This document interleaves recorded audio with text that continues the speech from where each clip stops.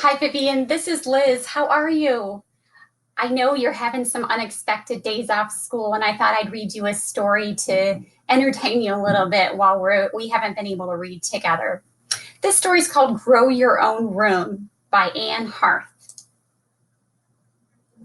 Don't forget to look at the pictures to get some clues. Jack lay on his bed. He turned a page. He was at the best part. Harry Hero was dangling from a cliff. A mountain lion stood over him. Hey! Someone snatched his book away. Come and get it, Jackie. Bart clutched the book and ran from the room. Jack raced after him. Mom, he yelled, tell him to give it back. Bart, Mom called, stop annoying your brother. Bart threw the book into the kitchen sink and ran back to the bedroom. Jack wiped off his book. I wish I had my own room, he said. Aw, Mom sighed. I wish you did too. Jack wandered outside. Maybe he could find some privacy. He looked around. The yard was bare. A sunflower grew in a large pot near the back fence. At school, they had grown sunflowers from seeds. Jack touched the petals. The plant towered over him. The flower was bigger than his head. When you get back to school, hopefully we'll get to talk and I can tell you all about the seeds I just bought for my garden. I didn't get sunflowers, but I got some good vegetables. Okay, continuing on. Jack scraped his finger along the middle of the flower. Seeds fell onto the ground. Jack picked them up. The small striped seeds covered his palm. Jack smiled. He had an idea. He found a stick and dug lots of small holes. They were in the shape of a circle. The circle was big enough to sit in. Jack dropped a sunflower seed in each hole. He covered them up with dirt and sprinkled them with water. What do you think will happen to the seeds now, Vivian? Have you ever planted seeds? We'll see what happens. Every morning, Jack visited his seeds. He sprinkled them with water.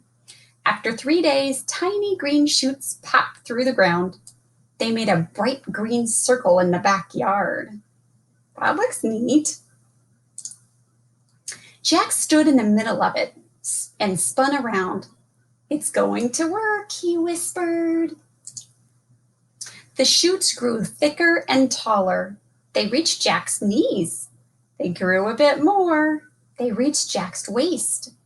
They grew even more. They reached Jack's shoulders.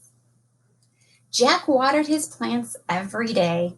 Buds finally appeared at the top of the stems. They grew larger and fatter. One day, they burst open.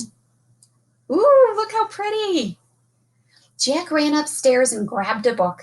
He raced into the yard and stepped between two sunflower stems. He turned slowly. The stems were thick and green.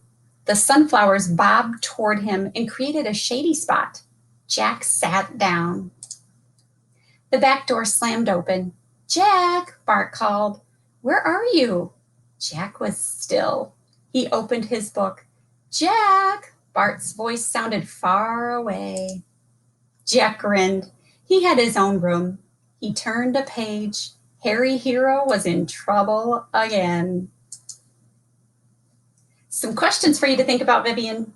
How much time passes from the beginning of the story until the end?